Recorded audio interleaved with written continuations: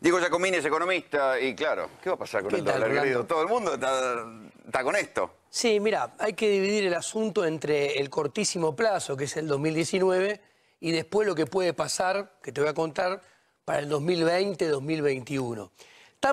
Estamos viviendo el Sanleris 2, que es muy parecido al Sanleris 1. O sea que Miremos matar el dólar con la tasa. A ver, toda esta situación del dólar desde el 2018 hasta que termine el 2019 está sostenida con los dólares del FMI. El FMI prestó 57.000 millones de dólares, que eso traspasó el riesgo de default y el riesgo tal vez de hiperinflación al próximo gobierno. Al próximo gobierno 2020-2021. Aunque tenga la camiseta que tenga, es lo mismo. Y hay que pensar que de los 57.000 millones de dólares, 51.000 se consumen hasta fin de año. Y al próximo gobierno solamente le quedan 6.000. O sea, 51.000 palos se gastaron. Exactamente, que entran por una ventana y salen por la otra. ¿Y para qué? Ahí está. El programa del fondo, el primer objetivo era trasladar el riesgo de default y el riesgo de hiperinflación del 2018-2019 al 2020-2021, hay que decirlo con todas las letras, para que el presidente de la nación pudiera aspirar a tener chances de ser reelecto. O sea, es el sponsor, el main sponsor. Exacto, el financiador de la campaña, para decirlo de alguna manera. ¿Qué está pasando con el Sanleris 2? Es bastante similar al Sanleris 1. El Sanleris 1 estabilizó al dólar 6 meses. Acuérdate cómo fue el movimiento. Saltó de 30 a 42, bajó, se estabilizó 40, después bajó sobre final de año 2018 y principio de 2019 con la demanda de dinero alta a 37, 38. Juntos con Javier Milei nosotros decíamos, mirá que el dólar va a saltar de vuelta, más temprano que tarde. Todos se burlaban, los economistas que son aplaudidores del gobierno decían, no, el dólar a 37 está controlado y vino para quedarse. Nosotros decíamos, mirá que cuando venga a final de febrero se caiga la demanda de dinero, va a saltar el dólar. Bueno, ¿qué pasó? El dólar saltó en marzo, saltó a 45-46. ¿Qué pasó después? Lo mismo que antes, bajó a 45, se estabiliza, y después baja a 42-43. Eso ya queda en el pasado y hoy en día, redondeando, está en 46. Van 4 meses del Sanleris 2. ¿Vos coincidís con esto que dicen, bueno, si le va muy bien a Alberto o muy mal al gobierno, el dólar se dispara?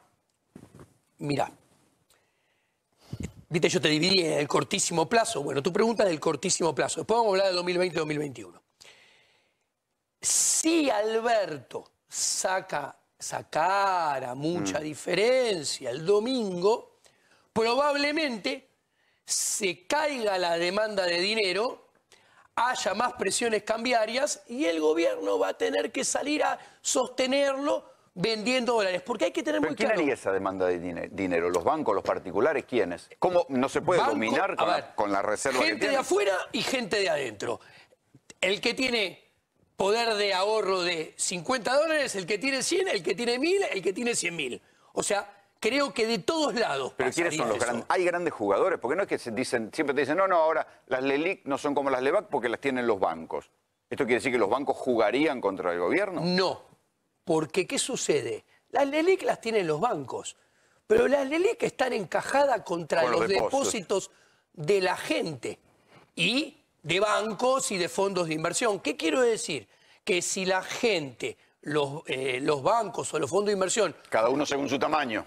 Cada uno según su tamaño. Dice, ay, yo no quiero más los pesos y dámelos para hacer lo que sea, que muy probablemente sea para comprar dólares. Cuando se los piden a los bancos, uno aprieta el home banking y se lo pide al banco los pesos del plazo fijo porque no lo renueva para comprar dólares, por ejemplo.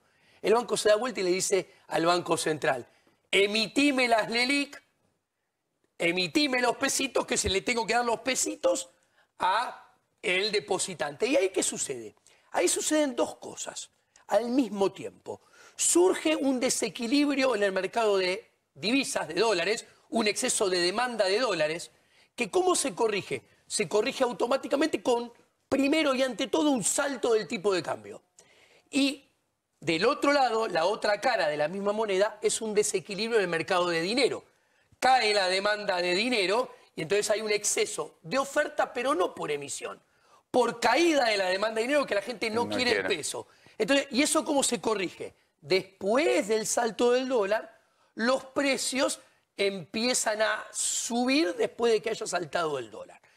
A ver, vos me preguntabas, probablemente si sacara una distancia considerable, las tensiones cambiarias podrían ser mayor que si la distancia es pequeña. ¿Y el gobierno lo puede dominar o no? ¿Tiene espalda para dominarlo? ¿Tiene bolsillo para dominarlo? Está claro que el gobierno, su estrategia es mantener los trapos, el trapo es el dólar. Aguantar los trapos. Aguantar los trapos, el dólar lo más quieto posible. Y si es posible, hasta el balotaje. Y si tiene que perder... O sea, está jugado a eso. Sí, está jugado a eso. Y si tiene que perder reservas, que las está perdiendo, o sea, el dinero fungible, vos cuando mirás las reservas de verdad, las de libre disponibilidad, las que tiene para hacer frente ya, hoy son 14.500 millones de dólares y hace 4 meses eran 20.000 millones de dólares. O sea vos, ahí te quiero detener. Está habiendo un drenaje. Plata neta para bancar una pelea contra el peso, el Banco Central tiene 14.000. 14.500 millones de dólares. Ya no tiene plata del FMI. Le queda poco. La plata del FMI es para pagar los vencimientos de capital de los bonos y los vencimientos de interés de los bonos. Después tiene reservas... ¿Pero no es que el FMI le autorizó a timbiar también? El Tesoro también tiene otra cantidad de dólares más. Pero, a ver, el gobierno va a poner todo a aguantar eso. Pero el tema interesante es que, a ver, el Sanleris 2 es lo que en la jerga teórica se llama planes de estabilización transitoria. Bueno, después al castellano. ¿Qué quiere decir esto? Que tarde o más temprano que tarde el dólar primero va a volver a saltar y después la inflación se va a volver a acelerar. Pero esto, a ver, yo no soy economista, pero te leo, te sigo y es lo que viene pasando en los últimos 2 años. Como no baja la inflación, tarde o temprano la inflación traspasa al dólar y cuando traspasa al dólar realimenta la inflación. Es un círculo vicioso. Entonces, pero porque no tomaron ninguna medida de fondo para corregirlo. Lo único que hicieron ahora es aguantar y aguantar los trapos. Exactamente, exactamente. ¿Y cómo te das cuenta que es transitorio? Muy sencillo. Si esto no fuera transitorio, la tasa de interés bajaría y la inflación bajarían mucho más fuerte y mucho más rápido. Vos fíjate que la tasa de interés está es un delirio. No, es un delirio. Pero está volviendo a subir. Había bajado a 48. Sí, a 50 y moneditas y ahora está en 64, 63 de vuelta. Vos fíjate que antes que el dólar saltara de 37, 38 a 45 en marzo, había sucedido exactamente lo mismo. La diferencia es que ahora el gobierno va a quemar todas las naves para aguantarlo hasta diciembre. Lo que hay que tener en claro... ¿Qué queda después de eso?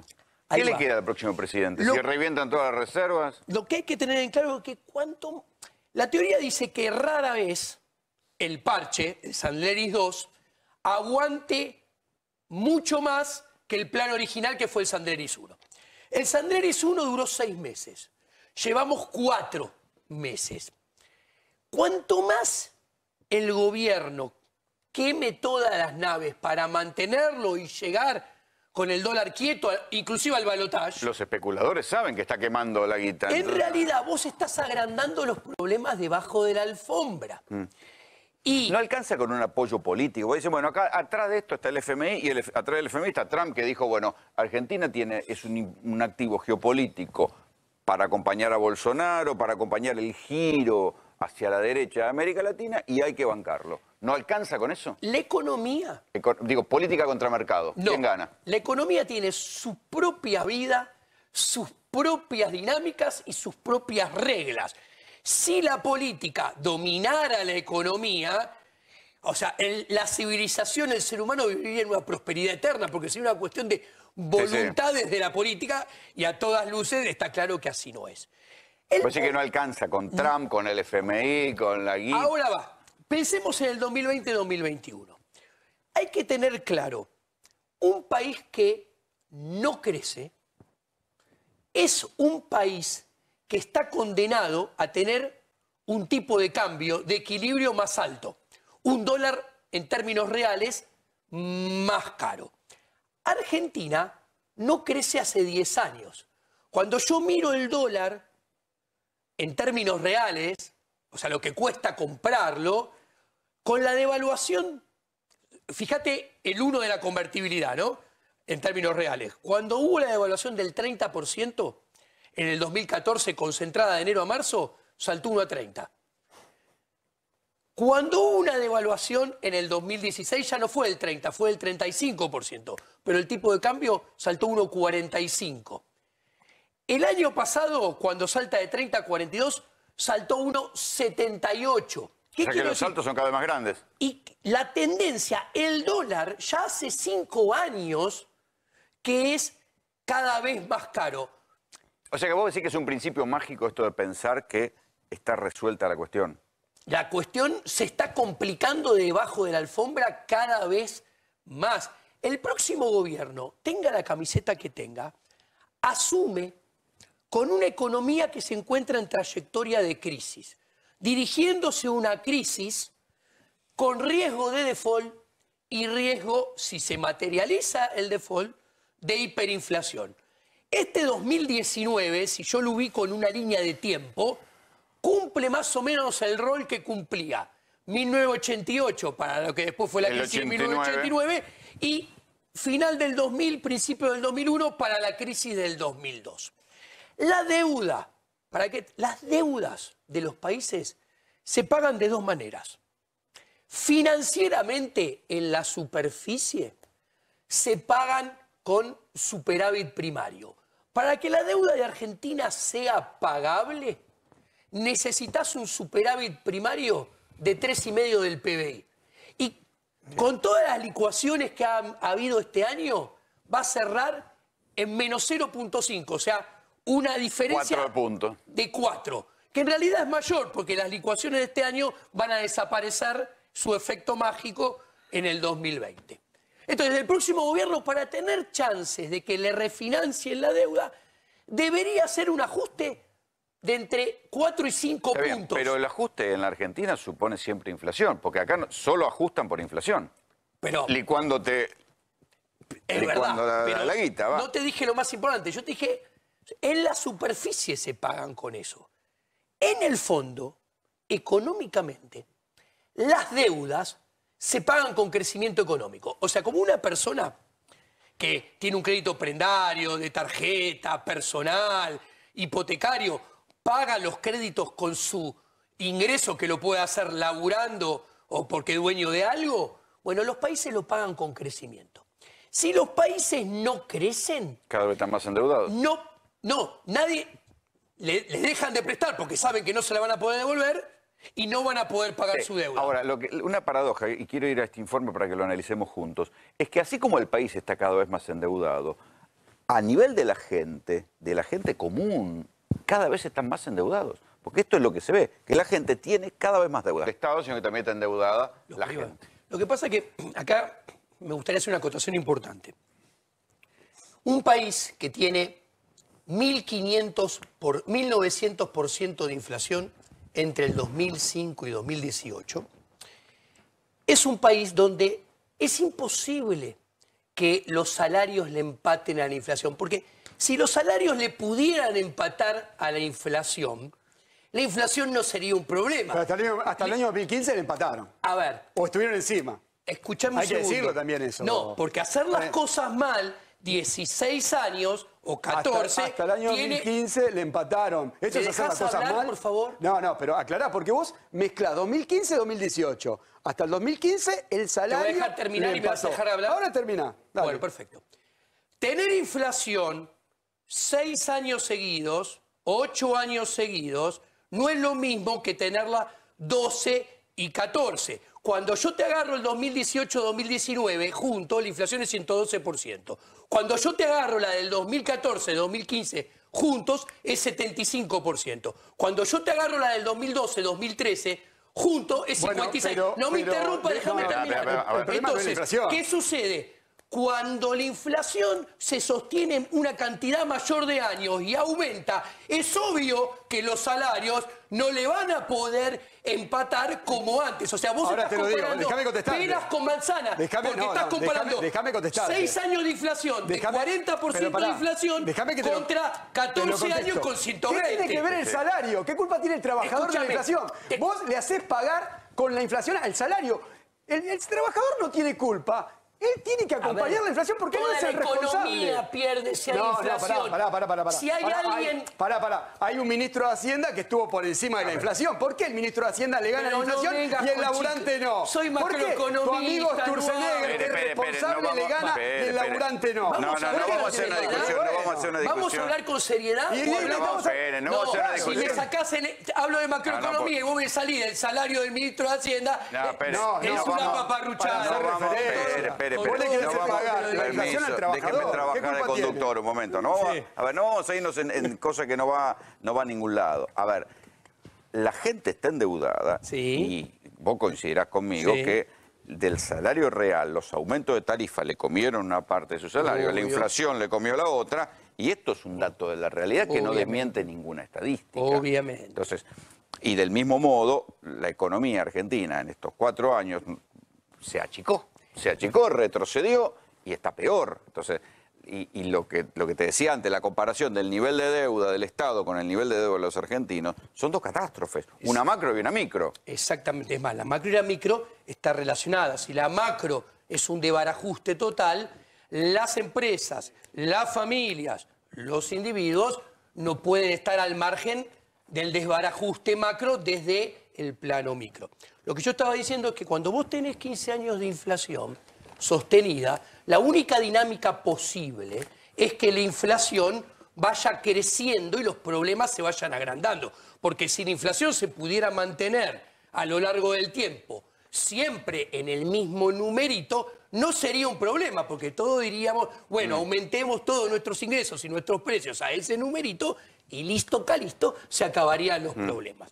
Pero volviendo a lo que estábamos hablando, esto y para el 2000... Pero hay una pelea de modelos, si querés, que ninguno parece que...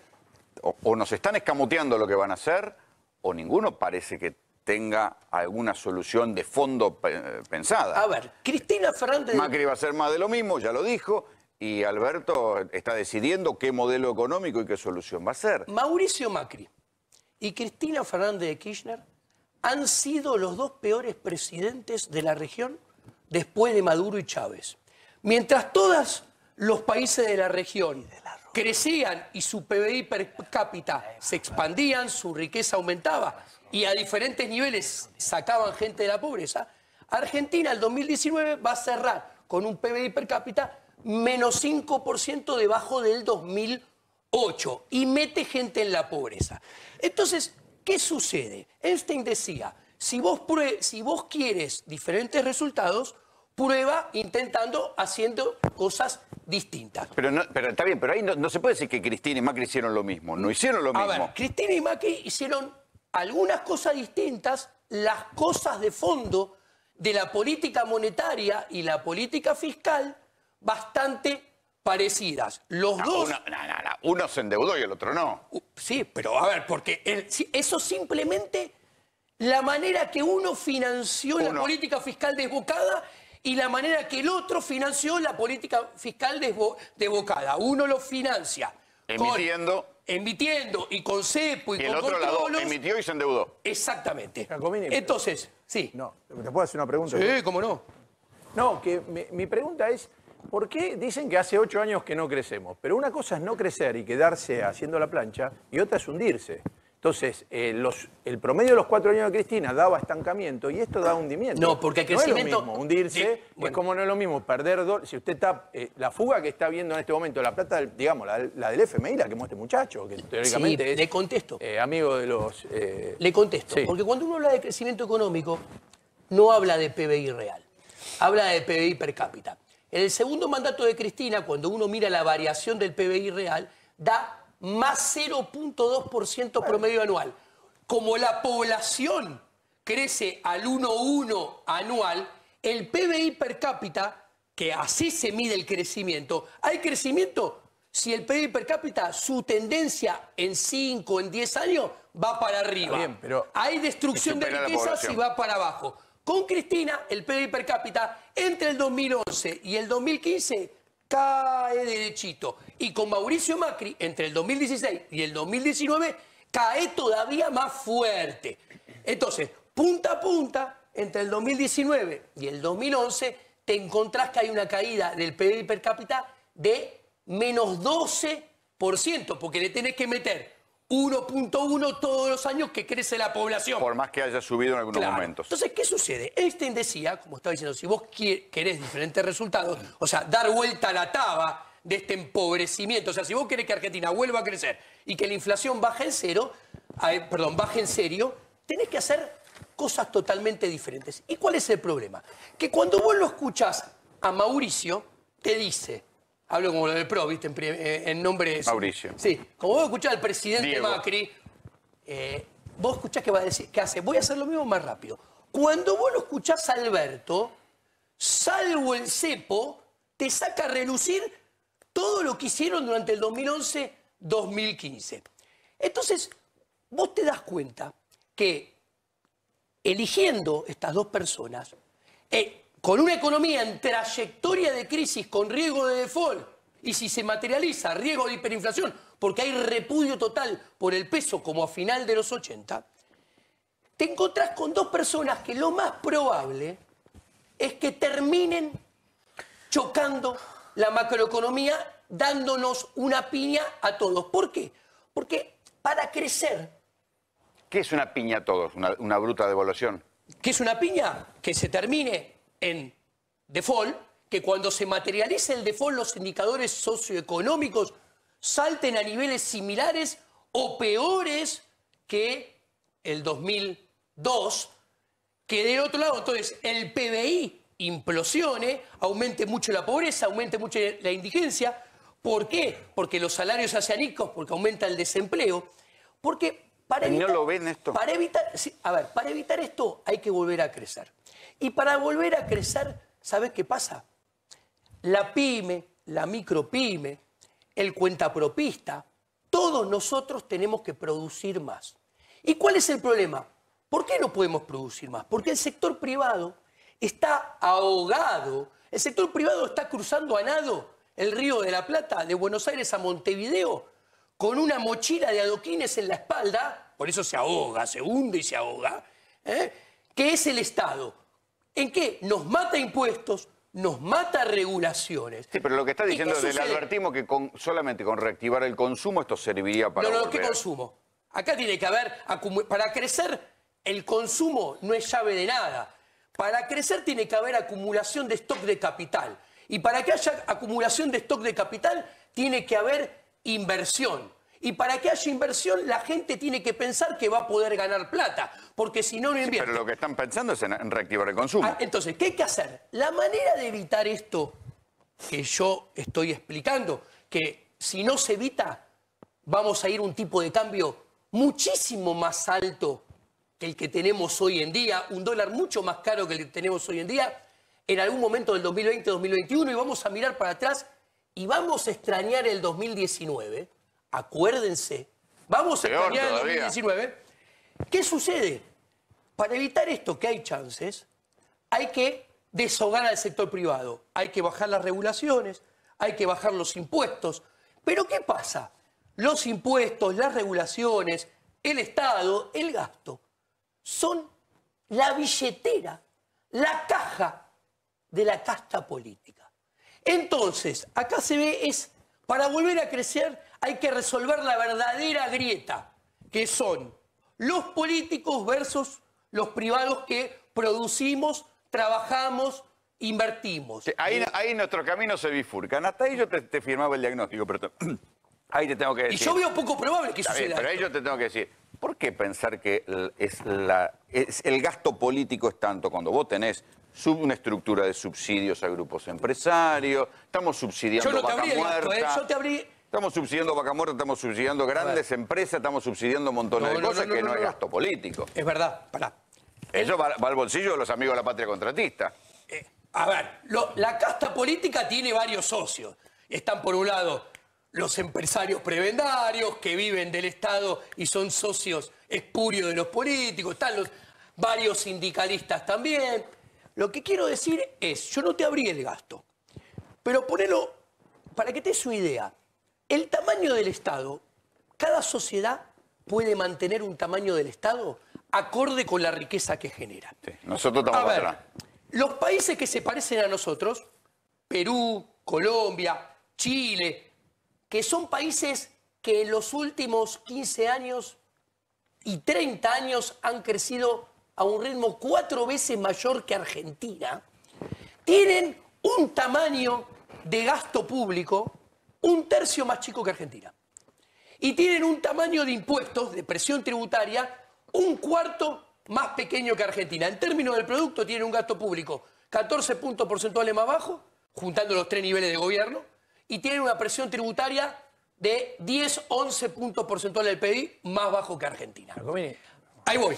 Argentina tiene un tamaño de Estado y una presión tributaria, te lo redondeo, acorde con países que tienen una riqueza, generan una riqueza, de entre 4 y 5 veces más grande. Nosotros tenemos un PIB per cápita de $9.000. Los países que tienen un Estado como el nuestro tienen un PIB per cápita de $40.000. ¿Qué quiero decir?